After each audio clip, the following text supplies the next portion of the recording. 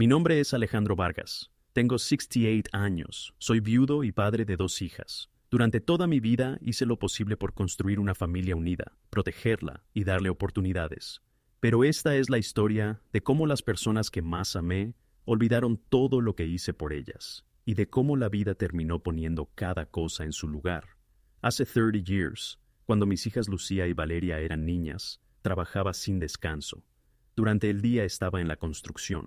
Por las tardes conducía un taxi y por las noches trabajaba como vigilante. No lo hacía por ambición, lo hacía porque mi esposa Elena estaba enferma y los gastos eran cada vez mayores. Quería que mis hijas tuvieran una vida diferente, con estudios, oportunidades y un futuro que yo nunca tuve. Cuando Elena falleció, Lucía tenía 15 años y Valeria apenas 12. Me quedé solo, con 2 adolescentes, muchas responsabilidades y un dolor que parecía imposible de superar. Pero seguí adelante porque era su padre, y un padre siempre intenta dar lo mejor, aunque nadie vea sus sacrificios.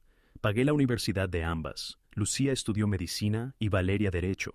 Para conseguirlo, vendí nuestra pequeña casa y me mudé a un apartamento más sencillo. No me importó perder comodidades, porque verlas graduarse con éxito era mi mayor orgullo. Con el tiempo, ambas formaron sus propias familias. Lucía se casó con Ricardo, un empresario, y Valeria con Esteban, un abogado reconocido. Tuvieron hijos, mis nietos, a quienes adoraba y visitaba siempre que podía. Yo pensaba que todos esos años de esfuerzo habían creado una familia fuerte y agradecida. Me equivoqué. 5 años atrás, Ricardo perdió gran parte de su dinero por una mala decisión económica. La situación de mi hija Lucía se volvió complicada y llegó a mí desesperada. Papá, necesitamos ayuda. Si no solucionamos esto, podemos perder nuestra casa. Yo tenía algunos ahorros. No eran una fortuna.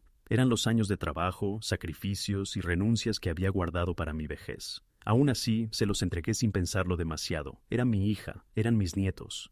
Te lo devolveremos cuando todo mejore, me prometieron. Pero el tiempo pasó y nunca recibí nada. La situación de ellos mejoró. Ricardo consiguió nuevos negocios, compraron una casa más grande y empezaron una vida cómoda. Pero el dinero que yo les había dado desapareció de sus recuerdos, como si nunca hubiera existido.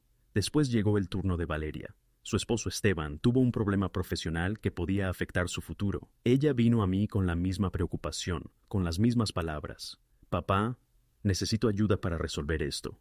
Ya no tenía ahorros, todo se lo había entregado a Lucía, pero todavía tenía mi apartamento, el único patrimonio que me quedaba. Decidí pedir un préstamo usando mi propia vivienda como garantía, y le di el dinero que necesitaba. Te lo devolveremos, incluso con intereses, dijo Valeria.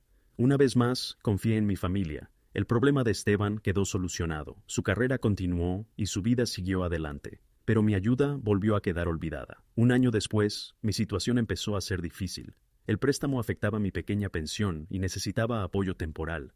No pedía regalos, solo un poco de ayuda hasta recuperar estabilidad. Llamé a Lucía. Papá, ahora tenemos muchos gastos con los niños, la escuela, los viajes. No podemos ayudarte. Después llamé a Valeria. Esteban acaba de comprar un coche nuevo y tenemos muchos compromisos, quizás más adelante. Ese más adelante nunca llegó. Mientras tanto, veía en redes sociales cómo ambas viajaban, disfrutaban y mostraban una vida llena de comodidades, una vida que también había sido posible gracias a mis años de sacrificio. Llegó Navidad. Ese año Lucía organizó una gran cena en su casa. Invitó a familiares, amigos y conocidos. Todos estaban allí menos yo. La llamé. Lucía, ¿habrá cena de Navidad? ¿Puedo ir? Hubo un silencio extraño. ¿Papá? Es complicado. Es una reunión para la familia más cercana. Sus palabras me dolieron. Soy tu padre. Sí, pero ya sabes cómo son las cosas. Si quieres venir, puedes hacerlo, aunque no prometo nada. Decidí ir. No por ellos, sino por mis nietos. Porque era Navidad y todavía quería creer que mi familia podía recuperar lo que habíamos perdido. Llegué a las 7 de la noche con un sobre grande en mis manos. Era mi regalo de Navidad. Lucía abrió la puerta y su expresión cambió al verme. Papá, viniste. Entré a la casa. Había música, comida, risas y familiares reunidos. Todo parecía una celebración perfecta, hasta que aparecí yo. De repente, las conversaciones bajaron de tono, las miradas cambiaron. Sentí que ya no era parte de aquel lugar. Ricardo se acercó. Alejandro, necesitamos hablar. Fuimos al jardín. Allí estaban Lucía, Valeria y Esteban esperando. Sus rostros mostraban que aquella conversación ya estaba preparada. Ricardo habló primero. Hemos decidido que ya no es conveniente que participes en nuestras reuniones familiares. No podía creerlo. ¿Me están diciendo que no soy bienvenido en la casa de mi propia hija? No es algo personal, respondió Valeria. Simplemente ya no encajas con nuestra forma de vida. Miré a mis hijas esperando una defensa, una palabra de agradecimiento, cualquier señal de que recordaban todo lo que hice por ellas. Pero ninguna dijo nada. Finalmente Lucía habló. Papá, sabemos que hiciste mucho por nosotras, pero era tu responsabilidad como padre. Ahora tenemos nuestras propias vidas. Escuchar esas palabras después de tantos años fue más doloroso que cualquier pérdida, porque en ese momento entendí algo. Yo había entregado todo por mi familia, pero ellos habían decidido olvidar mi lugar en la suya. Sus palabras dolieron profundamente, pero no dejé que lo notaran. Mantuve la calma porque todavía tenía algo que ellos no esperaban. Entiendo, respondí tranquilamente. En esta casa solo tienen lugar las personas que ustedes consideran familia, y por lo visto, yo ya no pertenezco a ella. Mensaje recibido. Ricardo pareció sentirse aliviado. Nos alegra que lo entiendas, dijo. Antes de marcharme, saqué el sobre que llevaba conmigo. Esto es su regalo de Navidad, de parte del padre que, según ustedes, no encaja. Lucía tomó el sobre con sorpresa. ¿Qué es esto? Ábranlo cuando estén todos juntos. Es algo para toda la familia. Sonreí ligeramente. No era una sonrisa de felicidad, era la sonrisa de alguien que sabía que la verdad todavía no había salido a la luz. Feliz Navidad. Y me fui sin mirar atrás, sin lágrimas y sin arrepentirme de mi decisión. Antes de continuar, si esta historia te está sorprendiendo, suscríbete y activa las notificaciones. Cuéntame en los comentarios qué crees que había dentro de ese sobre. Ahora continuemos. Esa misma noche, alrededor de las 8, todos regresaron al comedor. Estaban tranquilos porque pensaban que el problema ya había terminado. Lucía dejó el sobre la mesa, llena de curiosidad. ¿Qué creen que habrá aquí? Quizás dinero, dijo alguien, aunque dudo que sea mucho. Tal vez una carta de despedida o una disculpa, comentó Valeria. Esteban tomó el sobre con una sonrisa irónica. Vamos a ver qué dejó el viejo. Lucía abrió el sobre y sacó varios documentos. Al principio empezó a leer con curiosidad, pero poco a poco su expresión cambió. Primero quedó sorprendida, después su rostro perdió color, y finalmente apareció una preocupación que nadie había visto antes. ¿Qué dice?, preguntó Ricardo. Lucía no respondió, simplemente entregó los papeles a Valeria. Valeria los leyó y tuvo la misma reacción. No puede ser. Esteban tomó los documentos rápidamente. ¿Qué ocurre?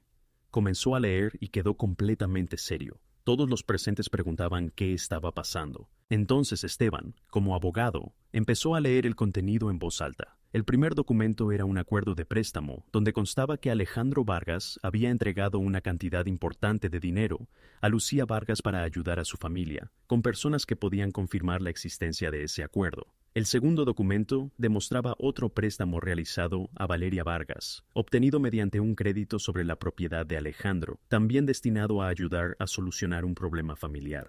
El tercer documento era una notificación legal donde se informaba que Alejandro iniciaría un proceso para recuperar el dinero entregado, dando un plazo determinado para responder antes de continuar por las vías correspondientes. El cuarto documento era una actualización de su testamento. En él dejaba claro que sus bienes y ahorros futuros no serían entregados a Lucía ni a Valeria. La razón escrita era sencilla. Años de sacrificio no podían ser ignorados después de haber recibido ayuda, apoyo y protección durante toda una vida. El quinto documento era una carta personal dirigida a quienes conocieran la historia. En ella explicaba cada sacrificio realizado, cada esfuerzo para que sus hijas tuvieran oportunidades, y cada momento en el que decidió ayudarlas, incluso cuando él mismo lo necesitaba. También relataba cómo, después de todo eso, había sido rechazado y tratado como alguien que ya no pertenecía a su propia familia. El sexto elemento era una memoria USB, con grabaciones de conversaciones relacionadas con las decisiones tomadas por la familia y las situaciones ocurridas antes de aquella Navidad. La habitación quedó completamente en silencio. Lucía comenzó a temblar. «No puede hacer esto». Esteban la miró seriamente. «Sí puede. Está todo preparado, con documentos y pruebas». Valeria empezó a preocuparse.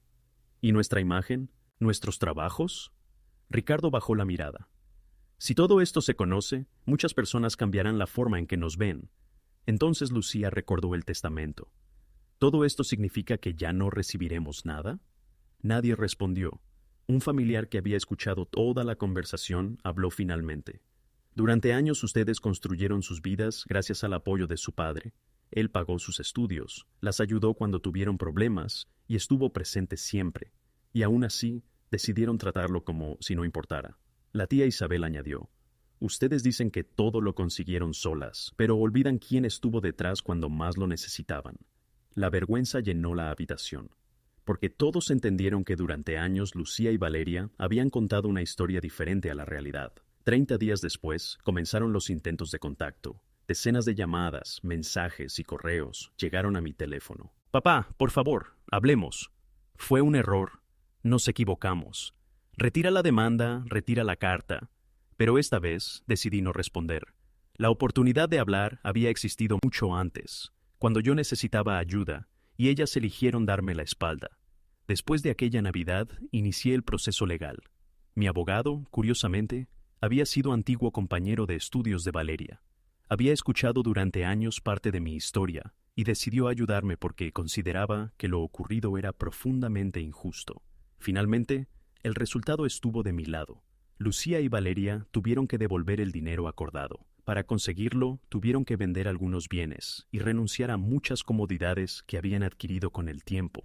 La historia también llegó a personas cercanas a ellas. Algunos clientes de Lucía comenzaron a cuestionar sus decisiones personales. Algunos clientes de Valeria dudaron de confiar en alguien cuya propia familia había terminado en una situación tan complicada. Sus relaciones también empezaron a cambiar. Aquellas personas que durante años pensaron que el éxito era lo único importante, descubrieron que las acciones tienen consecuencias. Y yo, después de tantos años dando todo por mi familia, finalmente entendí algo. A veces la mayor lección no es enseñar a alguien cuánto vales, es dejar que descubran lo que perdieron cuando decidieron olvidarlo.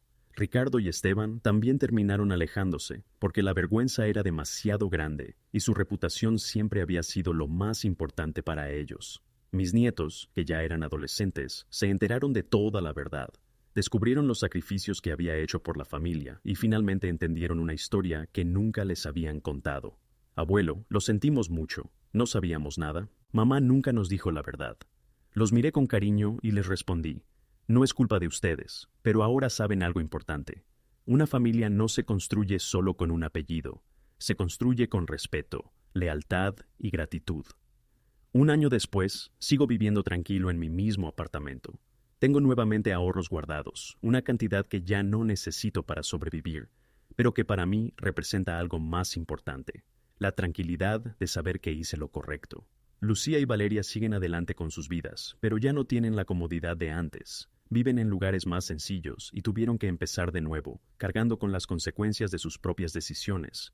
Intentaron disculparse conmigo una última vez.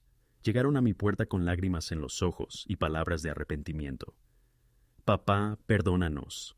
Nos equivocamos. Fuimos injustas contigo. Las miré y vi a las mismas niñas que un día crié, protegí y por quienes sacrifiqué todo lo que tenía. Pero esta vez sentí algo diferente, porque incluso el amor más grande tiene un límite, y ellas habían cruzado ese límite hacía mucho tiempo. El perdón no se pide como si fuera un regalo, les dije. El perdón se gana. Durante años tuvieron oportunidades para agradecerme, para incluirme en sus vidas y demostrarme cariño, pero eligieron alejarme, esconderme y hacerme sentir como alguien que no importaba. Lucía comenzó a llorar. Entonces, ¿nunca nos perdonarás? No dije eso, respondí. Dije que el perdón se gana con hechos, no con lágrimas ni con palabras bonitas. Si realmente quieren cambiar, tendrán que demostrarlo con el tiempo. Valeria preguntó, ¿qué quieres que hagamos? Vivan con las consecuencias de sus decisiones, aprendan lo que significa realmente una familia, y si algún día veo un cambio verdadero, quizás podamos hablar de nuevo.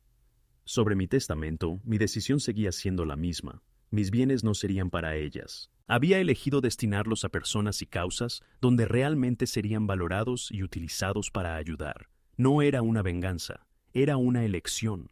Se marcharon derrotadas, pero no por mí. Fueron derrotadas por sus propias decisiones. Cometieron un error que jamás imaginaron. Rechazaron a su padre en Navidad sin saber que él tenía pruebas de todo. Documentos, acuerdos, recuerdos y evidencias de cada sacrificio realizado. Ese sobre no era simplemente un regalo, era un reflejo de sus propias acciones y de la manera en que habían tratado a la persona que más hizo por ellas. El dinero que recuperé no me devolvió los años perdidos, ni compró felicidad, pero me dio algo que necesitaba: tranquilidad. La certeza de que nadie podía borrar mi esfuerzo ni hacerme sentir que no había valido nada. La carta que escribí tampoco fue una venganza.